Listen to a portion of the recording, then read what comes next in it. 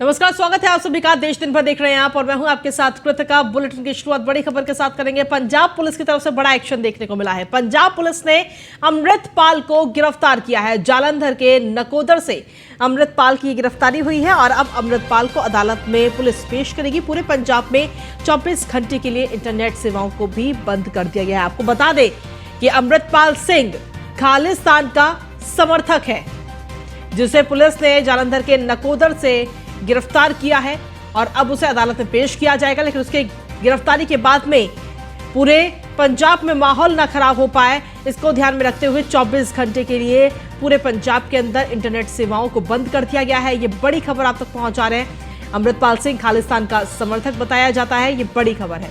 Punjab police की तरफ से ये बड़ा एक्शन देखने को मिला है।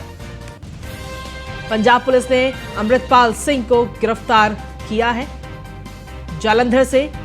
जालंधर के नकोदर से ये गिरफ्तारी हुई है। ये तस्वीरें भी इस वक्त आपको लगातार दिखा रहे हैं। आपको बता दें कि अमृतपाल सिंह को खालिस्तान का समर्थक बताया जाता है।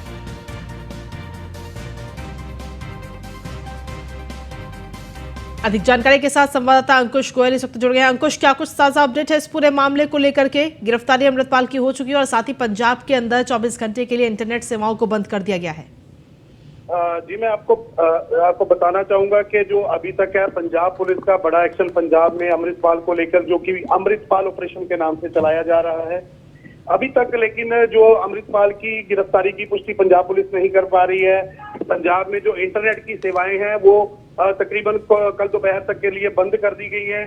इससे पंजाब में कहीं ना कहीं हाहाकार भी मचती हुई दिख रही है। कई जिलों में जो पंजाब के है दफा 144 भी लागू कर दी गई है। जी, शुक्रिया तमाम जानकारी देने के लिए अंकुश।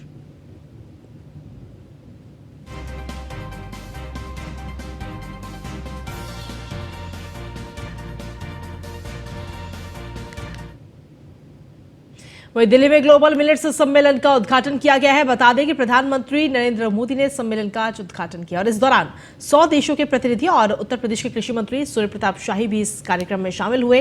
वहीं प्रधानमंत्री मोदी ने संबोधित करते हुए कहा कि हमने किसानों को जागरूक किया, मिलेट्स को श्री अन्न की पहचान मिली।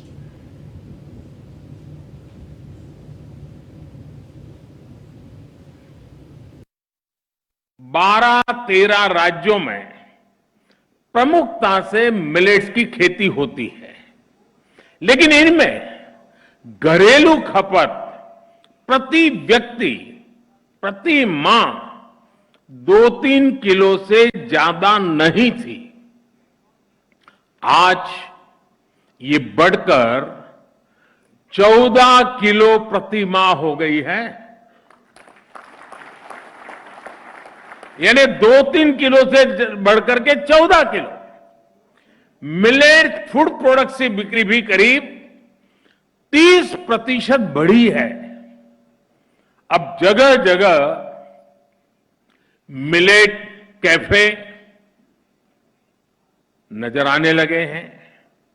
मिलेट से जुड़ी रेसिपीज के सोशल मीडिया चैनल्स बन रहे हैं। देश के 19 जिलों में मिलेट्स को one district one product scheme के तहत भी सिलेक्ट किया गया है। साथियों, हम जानते हैं कि श्री अन्न उगाने वाले ज्यादातर किसान छोटे किसान हैं, मार्जिनल फार्मर्स हैं। और कुछ लोग ये जानकर जरूर चौंक जाएंगे कि भारत में मिलेट्स की पैदावार से करीब करीब 2.5 करोड़ छोटे किसान सीधे जुड़े हुए हैं। इनमें से ज्यादातर के पास बहुत कम जमीन है और उन्हें जलवायु परिवर्तन की चुनौतियों का भी सबसे ज्यादा सामना करना पड़ता है। भारत का मिलेट मिशन श्री अन्न के लिए शुरू हुआ ये अभियान देश के 2.5 करोड़ किसानों के लिए वरदान साबित होने जा रहा है। आजादी के बाद पहली बार मिलेट्स पैदा करने वाले 2.5 करोड़ छोटे किसानों की किसी सरकार ने इतनी बड़ी मात्रा में सूद ली। केंद्रीय गृह मंत्री अमित शाह ने दिल्ली में रामचरण से मुलाकात की और इस दौरान अभिनेता के पिता चिरंजीवी भी वहां मौजूद रहे थे। गृह मंत्री ने उन्हें गाने नाटू नाटू के ऑस्कर जीतने पर बधाई दी। वहीं बता दें कि साउथ सुपरस्टार रामचरण इन दिनों एस राजामौली की फिल्म RRR को लेकर लगातार चर्चा में बने हुए हैं। ऑस्कर जीतने के बाद फैंस उन्हें और फिल्म की टीम को लगातार बधाइयां दे रहे हैं।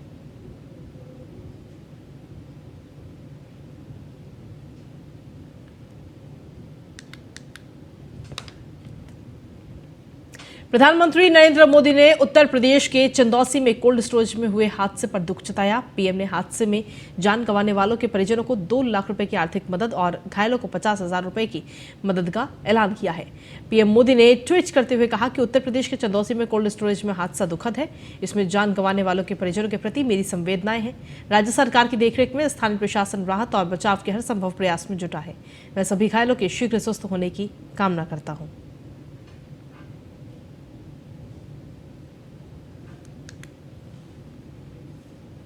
उत्तर प्रदेश के कृषि मंत्री सूर्य प्रताप शाही ने न्यूज वन इंडिया के साथ खास बातचीत की। इस दौरान उन्होंने कहा कि प्रधानमंत्री मोदी के नेतृत्व में देश अंतर्राष्ट्रीय मिलेट्स वर्ष की अगुवाई कर रहा है। भारत के मिलेट्स मूवमेंट में मानव कल्याण का भाव है। साथ ही ये भी कहा कि सरकार सबकी चिंता करती है। किसानों के हित के लिए हर कदम उठाया जाएगा। और आगे और क्या कुछ कहा है सूर्य प्रताप शाही ने, आपको सुनवाते हैं। हमारे साथ बातचीत करने के लिए उत्तर प्रदेश सरकार में मंत्री सूर्य प्रताप शाही जी है। सर, मिलेट्स को लेकर आज एक सम्मेलन का उद्घाटन प्रधानमंत्री ने किया। मोटे अनाज को लगातार सरकार बढ़ावा दे रही है। उत्तर प्रदेश की बात करें तो किस तरीके से सरकार उत्तर प्रदेश में मोटे अनाज को बढ़ावा देगी? देखिए, उत्तर प्रदेश में मिलेट्स सीजन जो है वो परंपरागत ढंग से खेती उसकी होती रही है। हरित क्रांति के कारण धान गेहूँ गन्ना पर विशेष बल होने के नाते वह थोड़ा पीछे की ओर गई थी, लेकिन कार्यक्रम की शुरुआत कराई है। उसमें उत्तर प्रदेश में योगी आदित्यनाथ जी की सरकार ने इस बात का माननीय मुख्यमंत्री जी के मार्गदर्शन में हम लोगों ने तय किया है कि राज्य के भीतर इसका पुनरुद्धार कार्यकाल भी हमने 55 करोड़ 65 लाख रुपए का बजट प्राविधान किया है, जिसके भीतर विभिन्न क्षेत्रों के भीतर लगभग सभी 75 जनपदों के भीतर हम इस कार्यक्रम की शुरुआत कर रहे हैं, जिसके माध्यम से श्रीअन्न की खेती का विस्तार किया जाना, उसके उत्पादकता को बढ़ाया जाना, किसानों को इसके लिए जागरूक किया जाना, उससे निकलने वाले अनाज का प्रोसेसिंग करने की दृष्टि से उसकी व्यवस्था किया जाना, मार्केट तक की व्यवस्था किया जाना। तो इसको हर प्रकार से उसकी एक विधिवत तैयारी करके और इस योजना हम लोगों ने बनाई है और उसके विस्तार के कार्यक्रम को हम लोगों ने शुरू किया है। अभी जो जायद की फसल आने वाली है, लगेगी अभी, तो उसके लिए भी हम लोगों ने ज्वार और बाजरे के ऊपर 50% अनुदान पर सभी विकास खंडों पर 20 और 21 तारीख में हम उसके लिए स्टॉल लगाएंगे, जिसके माध्यम से 50% अनुदान पर किसानों को हाइब्रिड वहां से उपलब्ध कराई जा सके। एक आखिरी सवाल रहेगा सर, चूंकि आपके पास समय कम है। सर, ओलावृष्टि से जो फसल बर्बाद हो रही है, अखिलेश यादव कह रहे हैं उस पर उचित मुआवजा कहीं ना कहीं सरकार को देना चाहिए। सरकार इस विषय में क्या कुछ सोच रही है? देखिए, जो किसानों की क्षति होती है, लगातार योगी आदित्यनाथ जी की सरकार उसके दैवीय आपदा से होने वाली क्षति की क्षतिपूर्ति करने का प्रयास करती है और जैसा होगा, सभी स्थानों पर नहीं क्षति हुई है, जिन स्थानों पर हुई है वो वहाँ से मंगाया जा रहा है। धन्यवाद सर। ये थे हमारे साथ उत्तर प्रदेश सरकार में मंत्री सूर्य प्रताप शाही जी। वीडियो जर्नलिस्ट राम त्रिपाठी के साथ पीयूष तिवारी, नई दिल्ली। हमारे साथ बातचीत करने के लिए उत्तर प्रदेश सरकार में मंत्री सूर्य प्रताप शाही जी है। सर, मिलेट्स को लेकर आज एक सम्मेलन का उद्घाटन। तो न्यूज वन इंडिया से सूर्य प्रताप शाही ने यह खास बातचीत की है और तमाम जानकारी देते हुए नजर आए। केंद्रीय कृषि मंत्री नरेंद्र सिंह तोमर ने भी न्यूज वन इंडिया के साथ खास बातचीत की। इस दौरान उन्होंने कहा कि मिलेट्स निश्चित रूप से भारत ही नहीं, समूची दुनिया के लिए महत्वपूर्ण कृषि उत्पाद है। साथ ही आगे और क्या कुछ कहा है, आपको सुनाते हैं। हमारे साथ बातचीत करने के लिए केंद्रीय मंत्री नरेंद्र सिंह तोमर जी है। किस तरीके से इस सम्मेलन की जो भूमिका है वो खासतौर पे मोटे अनाज को बढ़ावा के लिए रहने वाली? 2023 मिलेट्स ईयर है और आज यहाँ पर अंतर्राष्ट्रीय कॉन्फ्रेंस दिल्ली में संपन्न हो रही है। प्रधानमंत्री जी ने इस कॉन्फ्रेंस का उद्घाटन किया। इसमें 10 देशों से अधिक देशों के कृषि मंत्री भाग लेने के लिए आए। 200 से अधिक साइंटिस्ट इस कॉन्फ्रेंस में भाग ले रहे हैं और देश भर के agri startups, industry, exporter, importer और बाकी प्रोसेसर सभी लोग भाग ले रहे हैं और वायर और सेलर मीट का भी आयोजन किया गया है। इससे छोटे किसान को फ़ायदा होगा और लोगों के थाली में जो पोषकता का अभाव है उस अभाव को भी पार सकेंगे। क्योंकि ग्रामीण क्षेत्रों में मोटे अनाज को लगातार पहले से भी बढ़ावा दिया जाता है। नहीं, स्वाभाविक रूप से जब इंटरनेशनल मिलेट्स ईयर का कार्यक्रम यहाँ हो रहा है और मिलेट्स ईयर 2023 पूरी दुनिया में उत्सव के रूप में मनाया जा रहा है, तो शहरी क्षेत्र में इसकी मांग बढ़ना है। धन्यवाद सर। तो ये थे हमारे साथ केंद्रीय कृषि मंत्री नरेंद्र सिंह तोमर जी। वीडियो जर्नलिस्ट राम त्रिपाठी के साथ पीयूष तिवारी, नई दिल्ली। हमारे साथ बातचीत करने के लिए बीजेपी किसान मोर्चा के राष्ट्रीय अध्यक्ष राजकुमार चाहर ने कहा कि श्री अन्न यानी केमिकल मुक्त खेती का बड़ा आधार है। उनसे खास बातचीत की हमारे संवाददाता पीयूष तिवारी ने। 2 दिनों का सम्मेलन का उद्घाटन आज प्रधानमंत्री नरेंद्र मोदी ने किया और हमारे साथ बातचीत करने के लिए बीजेपी सांसद और भारतीय जनता पार्टी किसान मोर्चा के राष्ट्रीय अध्यक्ष राजकुमार चाहर जी हैं। सर, किस तरीके से देखते हैं, क्योंकि पहले भी जो प्रयास है वो मोटे अनाज को लेकर प्रधानमंत्री जो है बढ़ावा देने के लिए करते आए हैं, आज इस सम्मेलन का उद्घाटन हुआ है, क्या कुछ इसमें खास रहने वाला है? देखिए, मोटा अनाज, मिलेट्स और जिसको नाम अभी बजट में माननीय प्रधानमंत्री आदरणीय मोदी जी ने दिया है श्री अन्न। श्री अन्न आज पूरे दुनिया में पॉपुलर हो रहा है और आज international year of the millets पूरे दुनिया में मनाया जा रहा है। ये भारत का प्रयास है, माननीय मोदी जी का प्रयास है। 2.5 करोड़ किसान छोटे हैं और जो सीधे सीधे मिलेट्स से और मोटे अनाज की खेती से जुड़े हुए हैं। भारत दुनिया का सबसे बड़ा उत्पादक देश है श्री अन्न का और एक्सपोर्ट में भी दुनिया में दूसरे नंबर पे है। तो आज मैं समझता हूँ कि आदरणीय प्रधानमंत्री जी ने जिस प्रकार से छोटे किसानों की आय को बढ़ाने के लिए एक बड़ा इनिशिएटिव लिया है, मिलेट्स, मोटा अनाज या उसे अब श्री अन्न हम कहें, तो इससे किसानों के अंदर तो आय बढ़ेगी। दूसरा, आम जनमानस की हेल्थ भी अच्छी रहेगी और जो केमिकल युक्त हम भोजन करते हैं उससे भी हमें मुक्ति मिलेगी। तो आप देख रहे हैं कि कितने सारे स्टार्टअप यहाँ पे लगे हुए हैं और आज माननीय प्रधानमंत्री जी ने ग्लोबल एक जो कॉन्फ्रेंस यहाँ हो रही है उसका उद्घाटन किया है, जो 2 दिन के लिए रखी गई है। तो निश्चित रूप से मैं समझता हूं कि पूरी दुनिया में श्री अन्न की पहचान बढ़ेगी, हमारे छोटे किसान को लाभ मिलेगा। ग्रामीण क्षेत्रों में मोटे अनाज को बढ़ावा पहले से भी मिलता रहा है, ऐसे में शहरों की अगर हम बात करें, शहरों में किस तरीके से इसको बढ़ावा दिया, इसको लेकर सरकार क्या कुछ कवायद कर रही है? देखिए, मोटा अनाज या श्री अन्न का उत्पादन गाँव में किया जाता है और गाँव के लोग आज से 20 साल पहले तो यही खाते थे। रिश्तेदार आते थे जब पूड़ियाँ बनाते थे, नहीं तो बाजरे की रोटी, मक्का की रोटी, ज्वार की रोटी, यही सब चलता था हमारे यहाँ। लेकिन अब तो हेल्थ के प्रति जिस प्रकार से लोगों में एक जो बढ़ा है कि भाई हमारी हेल्थ अच्छी रहनी चाहिए, बीमारियां नहीं लगनी चाहिए, तो उसके लिए इंटरनेशनल लेवल पर लोगों के अंदर एक रुझान मोटे अनाज की तरफ आया है, मिलेट्स की तरफ आया है। श्री अन्न नाम देकर माननीय प्रधानमंत्री जी ने किसान का सम्मान भी किया है और आने वाले समय में देखिएगा इतना बड़ा एक प्लेटफॉर्म छोटे किसानों की आय को बढ़ाने के लिए दुनिया भर में दिया है। इसके लिए मैं देश के यशस्वी प्रधानमंत्री आदरणीय श्री नरेंद्र मोदी जी का हृदय से आभार व्यक्त करता हूँ। धन्यवाद सर। ये थे हमारे साथ बीजेपी सांसद राजकुमार चाहर जी, जिनका साफ तौर पे कहना है कि मिलेट्स का जो सम्मेलन है उसका उद्घाटन हुआ है। इसके लिए मैं प्रधानमंत्री नरेंद्र मोदी को धन्यवाद देता हूँ। राम त्रिपाठी के साथ। महाराष्ट्र के पुणे में MCCIA ट्रेड टावर में आज KGF फाउंडेशन और पुणे की प्री स्कूल संचालक के लिए एक सम्मेलन का आयोजन किया गया। कार्यक्रम के दौरान SPPU RPF के CEO डॉक्टर अरविंद शालिग्राम ने स्कूल संचालकों का मार्गदर्शन किया। बताया जा रहा है कि इस सम्मेलन में 50 से ज्यादा प्री स्कूल के संचालक शामिल हुए। वहीं कार्यक्रम के दौरान KGF फाउंडेशन के फाउंडर संजू उन्नी और भाग्यश्री शिंदे भी मौजूद रहीं।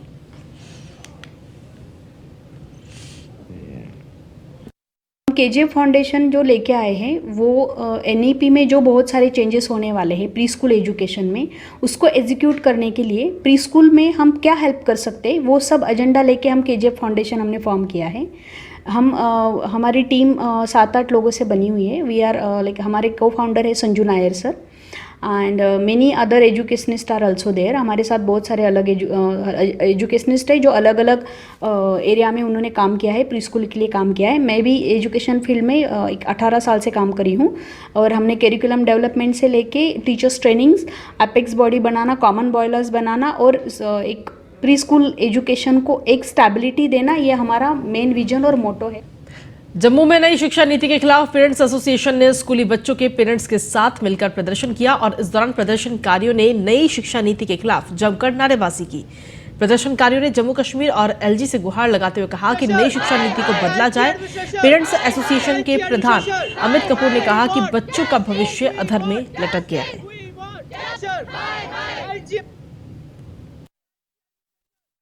न्यू एजुकेशन पॉलिसी के बाद पेरेंट्स एसोसिएशन के प्रधान और ये तमाम आपको ये लोग यहाँ पे जो दिख रहे हैं ये सभी पेरेंट्स हैं। और जिस प्रकार से न्यू एजुकेशन पॉलिसी लागू होने के बाद कहीं ना कहीं पेरेंट्स और बच्चों के जहन में एक तनाव है, वहीं पेरेंट्स एसोसिएशन के प्रधान अमित कपूर जी आज सड़कों पर हैं। सर, जानना चाहेंगे जिस प्रकार से न्यू एजुकेशन पॉलिसी लागू की उसके बाद कहीं ना कहीं बच्चों के साथ साथ पेरेंट्स भी तनाव में हैं, उस बीच में पेरेंट्स एसोसिएशन आज सड़कों पर है, तो क्या लगता है कि ये पॉलिसी किस हद तक हमारे पेरेंट्स और बच्चों के लिए सही है? देखिए, एजुकेशन पॉलिसी का हमने वेलकम किया था। सिर्फ एजुकेशन पॉलिसी को इम्प्लीमेंट करने का टाइम सही नहीं है, क्योंकि मुझे ये लगता है कि जम्मू कश्मीर के एलजी साहब का कसूर नहीं, ये कसूर जो है उनकी एडमिनिस्ट्रेशन का है। आप मुझे एक चीज बता दीजिए, अगर आप गूगल में भी सर्च मारेंगे तो टाइम्स ऑफ इंडिया की न्यूज पढ़ेंगे, न्यू एजुकेशन पॉलिसी जो गोवा में लाई गई है, गोवा में भी बीजेपी की गवर्नमेंट है, जब वो इतनी समझदारी से सिर्फ 2021-22 में 22-23 में सिर्फ नर्सरी क्लास इंप्लीमेंट कर रही है। इसको सड़कों पर क्यों आना पड़ा?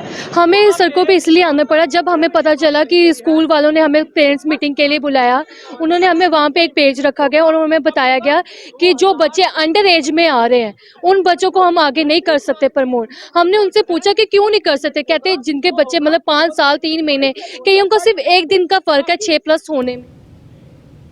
राष्ट्रीय लोक जनता दल के अध्यक्ष उपेंद्र कुशवाहा ने विरासत बचाओ नमन यात्रा के दौरान भागलपुर में एक बड़ा बयान दिया, जहां उन्होंने कहा कि नीतीश कुमार ने कहा था कि हम भ्रष्टाचारी से जीवन में समझौता नहीं करेंगे, लेकिन आरजेडी का हाथ भ्रष्टाचारियों से सना हुआ है।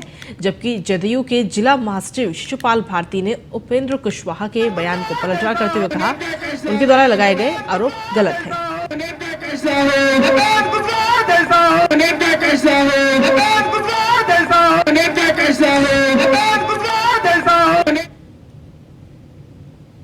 अगली खबर बिहार से, जहां भोजपुर के उद्वंत नगर सीओ से लोग इतने परेशान हो गए हैं कि अब खुलकर उनका विरोध करने लगे हैं। स्थानीय लोगों का कहना है कि बिना पैसा दिए दाखिल खारिज भी नहीं होता। लोगों का कहना है कि जो रिश्वत देते हैं उनका 16 दिन में ही दाखिल खारिज हो जाता है। बिहार के भोजपुर जिला में अंचल मस्त है और जनता त्रस्त है। ये हाल है अभी बिहार के भोजपुर जिले के उद्वत नगर अंचल का। यहाँ पे अभी हम बने हुए हैं सीओ साहब के चेम्बर में बने हुए हैं और ये इतना भीड़ का हुजूम ये जो आप देख रहे हैं, ये सारे लोग यहाँ सीओ साहब से त्रस्त होकर आए हैं। सबका अपना अपना अलग अलग समस्या है, सभी लोग अपना अलग अलग समस्या लेके आए हैं। इसके बावजूद भी सीओ साहब उन लोगों के बातों पे ध्यान नहीं दे रहे हैं और अपने काम में मशगूल है। सीओ साहब, आपका क्या दिक्कत है? क्यों आए? दिक्कत है कि 14 दिन में सर मोटेशन कह रहे हैं कि हो जाता है और 14 महीना लग जा रहा है मोटेशन। वही मोटेशन हो रहा है सर कि जो 30,000 40,000 लेके सीओ साहब अपने मन से जो समय में मन आ रहा है वो कर रहे हैं। लोग मांग रहे हैं बंसावली हम दी है, इसके बाद हम बोले कि हमारा रिसीविंग दीजिए, और रिसीविंग नहीं दे रहे हैं। तो बंसावली को कचरा में फेंक कर उसके नाम पर रिजेक्ट कर रहे हैं पैसा के चलते। ऐसा की वजह से बहुत सारा केस रिजेक्ट किया जाता है यहाँ पे। और तो और यहाँ पे पता चला एक खुलासा बड़ा हुआ कि 16 दिन पे दाखिल खारिज हो जाता है, जबकि कम से कम 1 महीना 21 दिन का कम से कम कार्यकाल उसका रहता है। 15 दिन आम खास सूचना में भी जाता है आरू साहब के डोंगल के बाद, लेकिन 15 दिन आम खास सूचना नहीं करके डायरेक्ट सीओ साहब उसका दाखिल खारिज करते हैं। दादाजी आज से 2008 में मर चुके हैं। अच्छा। जो भी है रिकमून दुकान का 2 लड़का है वो कर रहा है क्या कि अपने पिताजी के नाम पर पहले दाखिल खारिज के लिए ऑनलाइन किया, उसका जमाबंदी हो गया, उस जमाबंदी से वो लोग जमीन खरीद बिक्री कर रहा है, जबकि सीओ साहब पहले रिजेक्ट किए हुए हैं। मंत्री जी, आप भी देख लीजिए आपके बिहार में और आपके एक अंचल में सीओ साहब कैसे काम करते हैं और जनता कितनी खुश है। वाशिम जिले में बेमौसम बारिश और ओलावृष्टि से किसानों का काफी नुकसान हुआ है, साथ ही कई फसलें भी बर्बाद हुई हैं। महाराष्ट्र के वाशिम जिले में बेमौसम बारिश और ओलावृष्टि होने से किसानों के हाथों में आया गेहूं, चना, सब्जी, फल बागों समेत फूलों की फसलों का काफी नुकसान हुआ है और इस आसमानी संकट से किसान भी काफी परेशान हैं।